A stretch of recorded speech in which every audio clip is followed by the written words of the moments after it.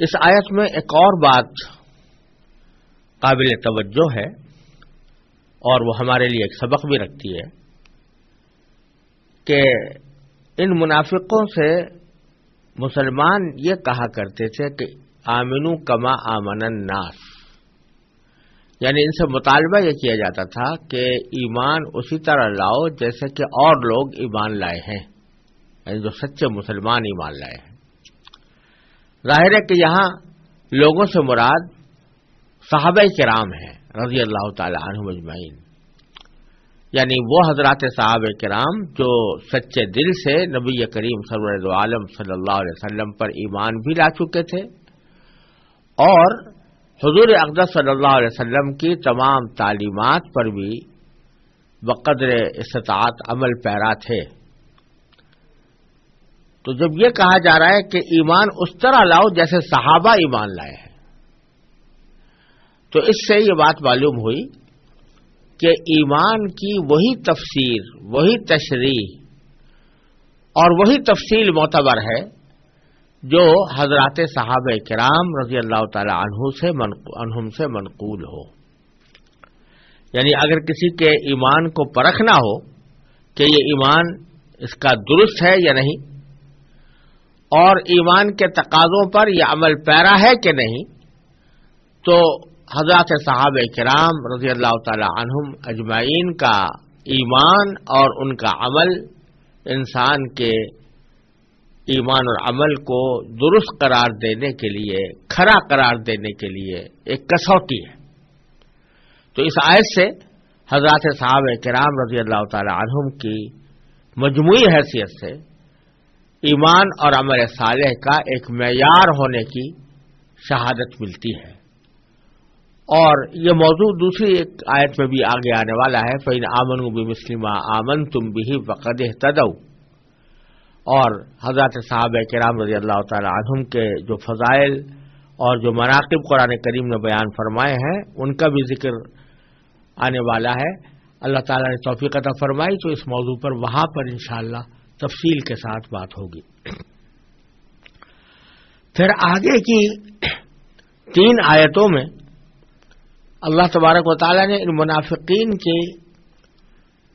حالت بھی بیان کی ہے اور پھر ان کے انجام کا بھی تذکرہ فرمایا ہے۔ حالت تو یہ بیان کی ہے کہ چونکہ یہ لوگ منافق ہیں تو اذا لقوا الذین آمنوا قالوا آمنا، جب یہ مسلمانوں سے ملتے ہیں تو یہی کہتے ہیں کہ ہم ایمان لا چکے ہیں، لیکن وَإِذَا خَلَوْا إِلَىٰ شَيَاطِينِهِمْ، جب یہ اپنے شیطانوں کے پاس خلوت میں جاتے ہیں یعنی تنہائی میں جاتے ہیں، قَالُوا إِنَّا مَعَكُمْ، تو وہ ان سے یہ کہتے ہیں کہ ہم تو تمہارے ساتھ ہیں، إِنَّمَا نَحْنُ مُسْتَهْزِئُونَ۔ اور جہاں تک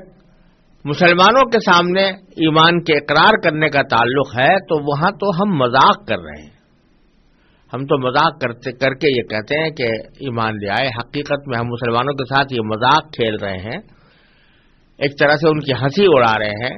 کہ ان کو یہ یقین دلایا ہوا ہے کہ ہم تمہارے ساتھ ہیں اور تمہاری طرح مسلمان ہیں، لیکن حقیقت میں نہ مسلمان ہوئے نہ ایمان لائے اور محض مذاق اڑانے کے انداز میں ان کے ساتھ ایک ٹھٹول کر رہے ہیں، ایک مخول کر رہے ہیں، استہزاء کر رہے ہیں۔ تو یہاں اللہ تبارک و تعالیٰ نے ان کی حقیقت کھول کھول کر بیان فرما دی کہ مسلمانوں کے سامنے تو ان کا دعویٰ یہی ہوتا ہے کہ وہ مسلمان ہیں، لیکن جب اپنے شیطانوں کے پاس جاتے ہیں تو پھر حقیقت حال کو واضح کر دیتے ہیں۔ شیطانوں کا لفظ استعمال کیا قرآن کریم نے کہ جب یہ اپنے شیطانوں کے پاس خلوت میں جاتے ہیں، شیاطین کا لفظ استعمال فرمایا جو شیطان کی جمع ہے۔ شیطان کے متعدد معنی آتے ہیں، ان میں سے ایک معنی سرکش کے بھی ہیں اور ایسے شخص کے بھی ہیں جو گمراہی کے اوپر اڑا ہوا ہو، اور یہاں یہ لفظ استعمال کیا گیا ہے ان کے ان رہنماؤں کے لیے، ان سرداروں کے لیے کہ جو ان کو نفاق پر آمادہ کرتے تھے اور جنہوں نے نفاق کو اپنا طرز عمل بنایا ہوا تھا اور وہ اسی نفاق کے تحت مسلمانوں کے خلاف سازشیں کرتے رہتے تھے. جیسا کہ پہلے عرض کیا گیا، منافقین میں بڑی تعداد ان لوگوں کی تھی جو اصل میں یہودی تھے. تو یہاں یہودی سرداروں کی طرف اشارہ کیا گیا ہے، اور اس بات کا بھی امکان ہے کہ اس میں وہ کفار بھی شامل ہوں، وہ کفار یعنی مشرکین جو ایمان تو نہیں لائے تھے اور وہ بھی منافقین کے ساتھ مل کر یا یہودیوں کے ساتھ مل کر اسلام کے خلاف سازشیں کرتے رہتے تھے. ان کی خواہش بھی یہی تھی کہ کسی طرح اسلام معاذ اللہ سربلند نہ ہو اور اس کو ترقی نہ ہو اور وہ ختم ہو جائے. تو ان لوگوں کے پاس جب یہ لوگ جاتے تھے منافقین، تو جا کر یہ کہتے تھے کہ ہم تو آپ ہی کے ساتھ ہیں، اطمینان رکھیے، ہم نے جو کچھ ایمان کا اظہار کیا ہے وہ محض مذاق کے طور پر ہے. چونکہ یہ سردار اور رہنما جن سے جا کر وہ لوگ یہ باتیں کرتے تھے، وہ در حقیقت ایک بہت عظیم فساد کے مرتکب تھے کہ ان منافقین کی پیٹھ تھپکتے تھے، ان منافقین کی ہمت افزائی کرتے تھے، ان کے نفاق پر ان کو شاباش دیتے تھے. تو اس واسطے جو شخص نے نفاق کا بیج بوئے یا نفاق کی رہنمائی کرے یا نفاق کی ہمت افزائی کرے، تو وہ چونکہ ایک بہت بڑے گمراہی کا سبب بنتا ہے. اس واسطے اس کے لیے یہاں پر شیاطین کا لفظ استعمال کیا ہے کہ وہ لوگ شیاطین ہیں، حقیقت میں وہ انسان کہلانے کے مستحق نہیں ہیں. اب جب انہوں نے یہ کہہ دیا کہ ہم جو مسلمانوں کے ساتھ باتیں کرتے ہیں وہ تو مذاق ہے جو ہم ان کے ساتھ کر رہے ہیں، یعنی ان کو ایک دھوکہ دیا ہوا ہے کہ ہم تمہارے ساتھ ہیں، حقیقت میں ان کے ساتھ نہیں ہیں. تو اس کے جواب میں اللہ تبارک و تعالی نے فرمایا کہ اللہ یستہزئ بہم ویمدہم فی طغیانہم یعمہون. وہ کیا مذاق کریں گے؟ اللہ ان کے ساتھ مذاق کرتا ہے، اور اللہ ان کے ساتھ مذاق کرتا ہے یعنی مذاق کا معاملہ کرتا ہے، اور انہیں ایسی ڈھیل دیتا ہے کہ وہ اپنی سرکشی میں بھٹکتے رہیں. یہاں اللہ تبارک و تعالیٰ کے لیے لفظ مذاق کا استعمال کیا گیا ہے. یہ تو بالکل ظاہر بات ہے، جو شخص بھی اللہ تعالیٰ پر ایمان رکھتا ہو تو اس کو یہ سمجھنے میں کوئی دشواری نہیں ہو سکتی کہ اللہ تبارک و تعالیٰ کی ذات انسانوں کے جیسے مذاق سے کہیں بالا تر ہے، اور اللہ تبارک و تعالیٰ مذاق کرنا اللہ تبارک و تعالیٰ کی صفت نہیں ہے، اور اللہ تعالیٰ کے شان سے یہ بات بالا تر ہے کہ وہ کسی کے ساتھ مذاق کرے. لیکن یہاں پر جو لفظ لایا گیا ہے کہ اللہ تعالیٰ ان کے ساتھ مذاق کرتا ہے یعنی مذاق کا معاملہ کرتا ہے، یہ در حقیقت ان کے اس قول کے مقابلے میں لایا گیا ہے کہ وہ کہہ رہے تھے کہ ہم مذاق کرتے ہیں، یعنی مسلمانوں کے ساتھ مذاق کرتے ہیں کہ ان کو دھوکہ دیا ہوا ہے اور دھوکے کے ذریعے ان کو اپنے ایمان کا یقین دلایا ہوا ہے، اور حقیقت میں ہم لوگ ہیں نہیں مومن، بلکہ ہم ان کے خلاف سازشیں تیار کرتے رہتے ہیں. تو ایک طرح سے ہم ان کے ساتھ مذاق کر رہے ہیں. تو اللہ تبارک و تعالی نے اس کے مقابلے میں یہ فرمایا کہ یہ کیا مذاق کریں گے، یعنی یہ لوگ مذاق کرنے کا مطلب تو یہ ہوا نا کہ مذاق وہ اس طرح کرتے ہیں کہ ظاہر میں کچھ ہے اور باطن میں کچھ ہے، اور مسلمانوں کو اپنے ایمان کا یقین دلا کر اپنی سازشیں کرنے کے لیے راستے ہموار کرتے ہیں. تو ان کا یہ مذاق تو کچھ ہی دنوں میں کھل جائے گا، سب پتہ چل جائے گا کہ یہ لوگ منافق تھے، اور خود مسلمان بھی جان لیں گے کہ ان کے ایمان کا دعویٰ غلط تھا، اور اس کے نتیجے میں اللہ تبارک و تعالیٰ ان کو مسلمانوں کو ان منافقین کی سازشوں سے محفوظ بھی رکھیں گے. تو ان کا مذاق تو چلنے والا نہیں ہے. لیکن اللہ تبارک و تعالیٰ نے ان کے ساتھ یہ معاملہ کیا ہے کہ یمدہم فی طغیانہم یعمہون. اللہ تعالیٰ ان کو ڈھیل دے رہا ہے، اور ایسی ڈھیل دے رہا ہے کہ اس ڈھیل کے نتیجے میں یہ اپنی سرکشی میں بٹکتے چلے جا رہے ہیں اور سرکشی میں قائم رہیں گے۔ ڈھیل دینے کا معنی یہ ہے کہ دنیا کے اندر ان کے اوپر فی الحال کوئی عذاب نازل نہیں ہو رہا، دنیا کے اندر ان کو کوئی نقصان نہیں پہنچ رہا، دنیا کے اندر ان کو نفاق کی کوئی سزا نہیں مل رہی، بلکہ یہ جس طرح پہلے خوشحال تھے اب بھی خوشحال ہیں، جس طرح پہلے مال و دولت کماتے تھے یہودی سود کھا کر اسی طریقے سے اب بھی کر رہے ہیں، ان کے معاملات میں کوئی فرق نہیں آیا۔ تو اللہ تعالیٰ ان کو ڈھیل دے رہا ہے، یعنی جو خوشحالی ان کو میسر ہے اس خوشحالی کو اللہ تعالیٰ نے باقی رکھا ہوا ہے، جس سے یہ سمجھ رہے ہیں کہ ہم نے جو طرز عمل اختیار کیا ہے وہ طرز عمل کوئی غلط طرز عمل نہیں ہے، اگر غلط ہوتا تو اللہ تبارک و تعالیٰ ہمیں یہاں دنیا ہی میں سزا دیتے تھے، لیکن وہ اس طرح بجائے اس کے کہ دوسروں کو دھوکے میں ڈالتے خود دھوکے میں پڑ گئے ہیں اپنے اس طرز عمل کے نتیجے میں۔ جب اللہ تعالیٰ نے ان کو ڈھیل دی تو وہ خود دھوکے میں پڑے۔ وہ جس دھوکے کو مذاق سے تعبیر کر رہے ہیں کہ ہم نے مسلمانوں کو دھوکہ دیا ہے، دھوکہ دے کر مذاق کیا ہے،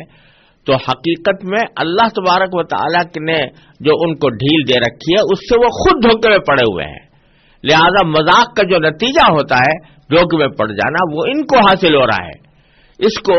اللہ تبارک و تعالیٰ نے اس طرح تعبیر فرمایا کہ اللہ یستہزئ بہم،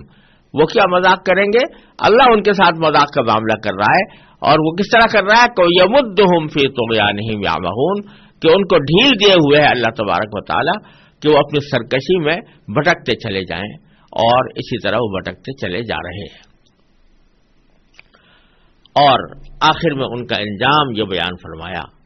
کہ اولئک الذین اشتروا الضلالۃ بالہدی، یہ وہ لوگ ہیں، احمق لوگ ہیں، جنہوں نے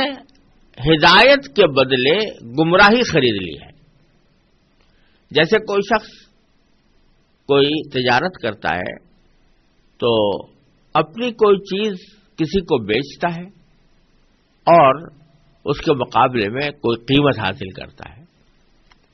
تو ان لوگوں نے بھی یہ حرکت کی ہے کہ ہدایت کے بدلے انہوں نے گمراہی خرید لی ہے۔ یعنی اللہ تبارک و تعالی نے نبی کریم سرور دو عالم صلی اللہ علیہ وسلم کے ذریعے ان کو ہدایت عطا فرمائی تھی، دین کا صحیح راستہ دکھایا تھا اور راہ مستقیم کی رہنمائی فرمائی تھی۔ نبی کریم صلی اللہ علیہ وسلم کی تمام تعلیمات ہدایت ہی پر مشتمل ہے، اور یہ ہدایت ان پر ایک اگر دیکھا جائے تو ظاہر بھی ہو چکی تھی، کیونکہ پہلے بھی جیسا عرض کیا گیا کہ یہودی لوگ پہلے سے انتظار میں تھے کہ نبی آخر الزماں صلی اللہ علیہ وسلم تشریف لانے والے ہیں،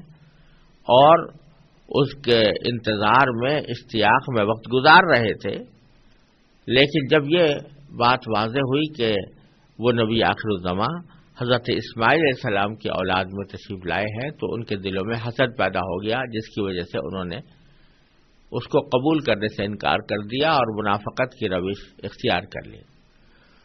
تو ہدایت ان کے سامنے آ چکی تھی، اور اللہ تبارک و تعالیٰ نے ان پر اس ہدایت کو واضح بھی کر دیا تھا، اس کے باوجود انہوں نے اس کو اختیار کرنے کے بجائے گمراہی اختیار کر لی، تو گویا ہدایت کے بدلے میں گمراہی خرید لی۔ اشتروا الضلالۃ بالہدی فما ربحت تجارتہم، تو ان کی تجارت کچھ نفع بخش ثابت نہ ہوئی، ان کی تجارت میں ان کو نفع نہیں ہوا۔ وما کانوا مہتدین، اور ان کو ہدایت بھی نصیب نہ ہو سکی اور صحیح راستے پر بھی نہ آ سکے، تو جو کچھ انہوں نے حرکتیں کی تھیں اس سے نہ دنیا کی کوئی منفعت ان کو حاصل ہوئی اور نہ آخرت کا کوئی فائدہ نصیب ہوا، ان کا سارا طریقہ جو ہے وہ بجائے فائدہ کے نقصان کے اوپر منتج ہوا ہے۔ تو حاصل ان کے ساری کارروائیوں کا نقصان ہی نقصان ہے، دنیا میں بھی اور آخرت میں۔ دنیا میں تو اس طرح کہ ان کا نفاق عنقریب کھلنے والا ہے، اور آخرت میں اس طرح کہ ان کو زبردست عذاب ہوگا، جیسا کہ قرآن کریم نے دوسری جگہ فرمایا کہ ان المنافقین فی الدرک الاسفل من النار، منافقین جہنم کے بالکل نچلے طبقے میں ہوں گے۔ اب اس کے بعد اللہ تبارک و تعالی نے منافقین کی ایک تمثیل بیان فرمائی ہے، بلکہ دو تمثیلیں بیان فرمائی ہیں۔ تمثیل کے ذریعے ان کی حقیقت کو واضح فرمایا گیا ہے، اور وہ تمثیل اگلی 4 آیتوں کے اندر آنے والی ہے۔ ان 4 آیتوں کی میں پہلے تلاوت کروں گا اور اس کا ترجمہ، اور اس کے بعد پھر انشاءاللہ اس کی مختصر تفسیر عرض کرنے کی کوشش کی جائے گی۔